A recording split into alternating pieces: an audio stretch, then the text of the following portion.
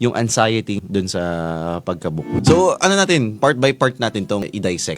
So, una ay okay naman yung pag-alis nila dun sa bahay. Sa totoo lang, parang benefit na rin dun sa magulang kasi parang baka malabis silang alagang aso. Syempre, huwag ka nga naman din maglalagay ng dalawang reyna sa isang kastilyo. Mga kadestiny? Di ba alam niyo yung kasabihang yon? Huwag daw maglalagay ng dalawang reyna sa isang kastilyo. Ayan, mahirap yun. And syempre, mahirap din gumalaw pagka nasa inyong bahay ka nung parents mo habang ikaw may sariling pamilya. Mahirap gumalaw in terms of what you want to do with your family, your own family. So maganda nakapaglipat na sila, and I think kaya lang naman kinakain ng anxiety ito si OP ay dahil gawa ng napapaisip siya dun sa kakaharapin niya mga struggles. And obviously, ang nakikita naman dito ay sa totoo lang, hindi namin maamin bilang mga lalaki. Ito lagi ang gusto naming tago na ayaw naming makita kaming nahihirapan sa pera. Sa totoo lang. Kasi yung sentro ng kanya problema, parang lumilibot lang din sa stability. And having a family, being the man of the family, kahit sabihin natin pwede kayo magtulungan ng syempre yung tumasamang pride din, kumbaga may kailangan maging provider kami. Natural yun sa instinct ng ilang lalaki, hindi ko sinasabing lahat Natural yun sa instinct ng lalaki na maging provider and makapagbigay. Kaya sometimes nahihiya kami, for example, mas mataas yung sweldo ng partner namin, mas malaki yung contribution ng partner namin sa ginagawa namin. Nagiging siya, parang inaapakan yung pride. Pero hindi naman talaga dapat.